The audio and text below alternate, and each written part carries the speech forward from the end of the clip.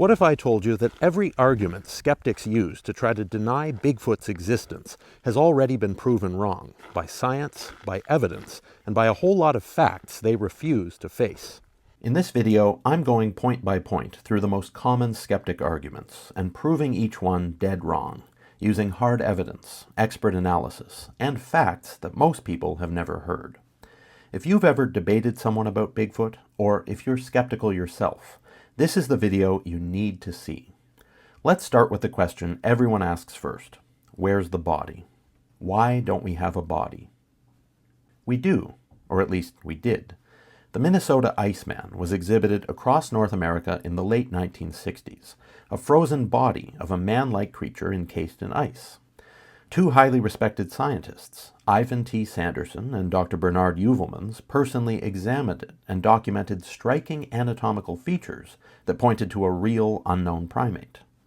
Heuvelmans even published a scientific paper identifying it as Homo pongoides, a potential evolutionary offshoot of early hominins. He wrote, quote, "This is no hoax. I have studied it in great detail for 3 full days. The creature is real." Sanderson concurred, citing the broken forearm and visible damage to the eye as injuries that would be extremely difficult to fake in any replica. While some later claimed the Iceman was a sideshow hoax, this narrative only emerged after the original was reportedly replaced with a latex replica, a switch that conveniently allowed critics to dismiss the entire case. If the Iceman was a fake, it begs the question why 2 top-tier zoologists who examined it for days risked their reputations by doubling down on its authenticity. Why haven't we found remains? Because North America has over 2 billion acres of wilderness, much of it rarely touched by humans.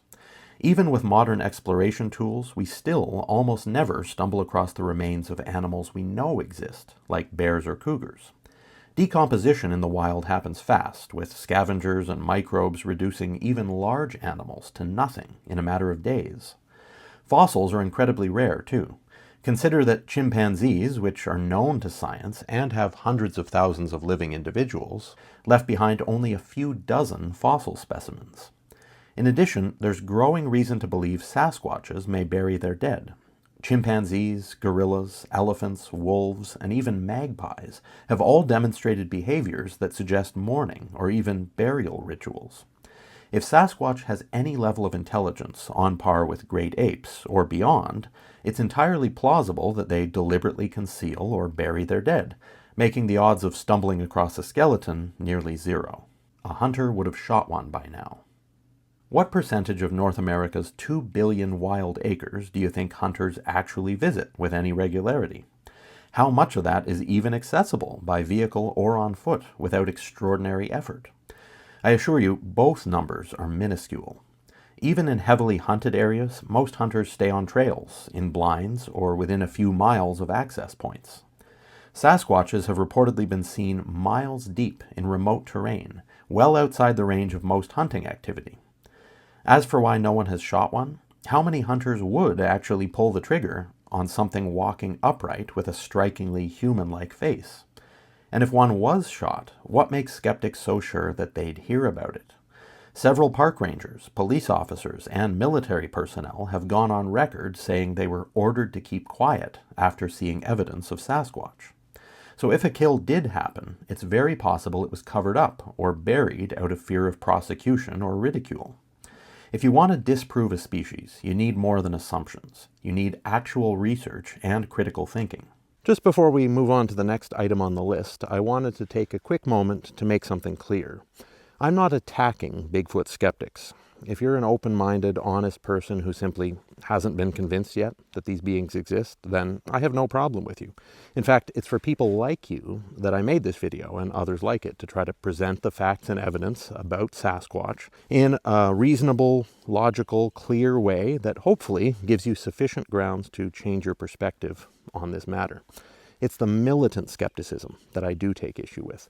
The kind of people who make it clear that no amount of evidence, no matter how compelling, would ever convince them that an unknown creature like this exists, short of maybe a dead one on their garage floor.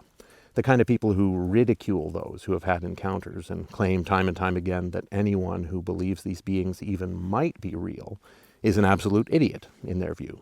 Those folks deserve to be put down with facts and logic, and I'm going to continue to take great pleasure in doing so. But if you're the open-minded, honest kind of skeptic, the kind of person that represents what skepticism is supposed to be, then I have no issue with you whatsoever. Now, on to the rest of the video. With trail cams everywhere, we would have caught one on camera by now. Actually, we may have. Several pieces of trail cam footage exist that show large, upright figures moving through forests. Figures that match eyewitness descriptions of Sasquatch and have not been proven false despite years of scrutiny. One of the most notable is the 2012 Alberta trail cam photo, showing a massive dark figure sitting in the woods with proportions that don't match any known animal or human.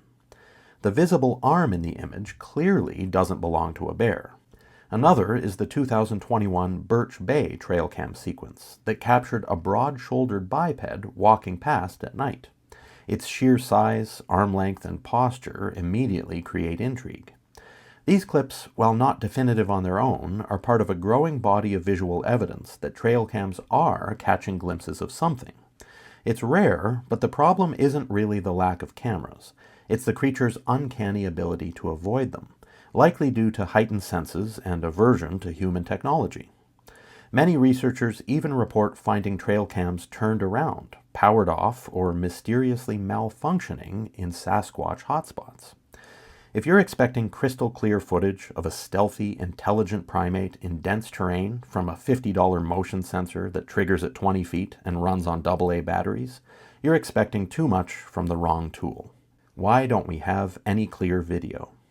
We do. The Patterson-Gimlin film remains the most analyzed piece of wildlife footage ever shot, and it's still not debunked. Filmed in 1967 with a handheld camera on unstable terrain, the film captures a large, upright creature with clear muscle movement, proportionally non-human limb ratios, and a gait that no suit wearer could convincingly mimic. Every attempt to recreate the film using 1960s costume tech has failed. Besides the Patty film, there are a whole lot of other very convincing videos of Sasquatch around. Sure, a lot of them are short and blurry, but still difficult to explain as anything other than what they claim to be. Beyond the footage we have, it's worth noting that even with today's technology, it's difficult to capture clear video of known animals in the wild. Try filming a bear unexpectedly while hiking and see how clear your footage looks. Most people also don't carry cameras ready for perfect zoom and stabilization, especially during a chance encounter. The blurry nature of many videos isn't proof of hoax. It's proof of how hard it is to film a fast-moving, secretive animal in dense terrain. Try it sometime and see for yourself.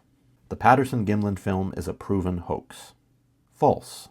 The claim that the Patterson-Gimlin film is a hoax has never been backed by solid evidence, only by hearsay, inconsistencies, and debunked stories.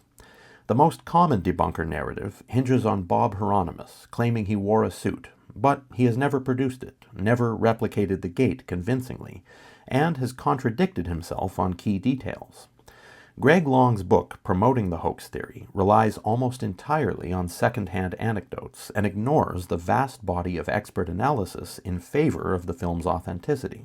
In contrast, physical anthropologists like Dr. Jeff Meldrum and motion analysis experts have concluded the creature's proportions, muscle movement, and locomotion are biologically accurate and beyond costume capabilities in 1967. Notably, special effects artists like Bill Munns, who worked in Hollywood creature design, have concluded the figure is not a man in a suit. Todd Gatewood's painstaking restoration of the Patterson-Gimlin film, frame by frame without AI enhancement, reveals further anatomical detail, including muscle contractions under the skin and a frighteningly human face. No proof of hoax has ever been produced, only speculation. There's a lot more to say about the Patterson-Gimlin film and why it's authentic, and I've done so in other videos. I'll link those in the description. There's no physical evidence. On the contrary, there's an overwhelming amount of physical evidence, more than we have for many accepted species in early stages of discovery. Take footprints.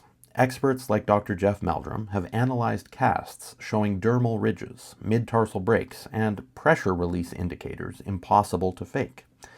Tracks like the 1969 Bosberg cripple footprint display detailed pathology consistent with a living being, not a hoaxer. Hair samples collected from alleged sighting locations have been analyzed and determined to be from an unknown primate, not matching any known species. In one study, some samples couldn't be classified as any known animal. Several labs have reported DNA evidence that appears human-like but with unexplained anomalies. As Dr. Meldrum put it, quote, "The evidence is compelling and abundant. Tracks, hair, vocalizations. When you examine them with an open mind and scientific rigor, you realize this isn't just folklore. It's a biological reality waiting to be formally acknowledged." Anyone dismissing all these documented findings as no evidence is either being willfully ignorant, probably out of fear, or simply is uninformed. All footprints are fake. No serious primatologist or forensic analyst who's examined the best Sasquatch track casts would agree with this statement. Dr. Jeff Meldrum has over 300 track casts in his lab, many of which show biomechanical features no hoaxer would even think to fake, especially in the 1950s and 60s, when many of the casts in his collection were obtained.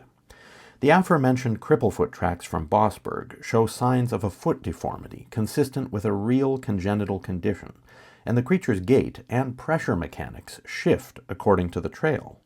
Tracks left in snow, mud, and across long distances have demonstrated variations in stride, depth, and pressure that rule out static molds or mechanical devices. Veteran forensic experts like Jimmy Chilcutt, a fingerprint specialist with the Texas Crime Lab, stated publicly that some Sasquatch tracks contain dermal ridge patterns, quote, "that are neither human nor ape, but consistent across multiple locations." That's not something a guy in boots could fake. We've discovered all land animals already. This statement is both arrogant and flat out wrong. New species of land animals are discovered every single year, many of them large, elusive, or previously thought mythical. The billy ape, a giant chimpanzee with gorilla-like features, wasn't officially verified by science until the early 2000s.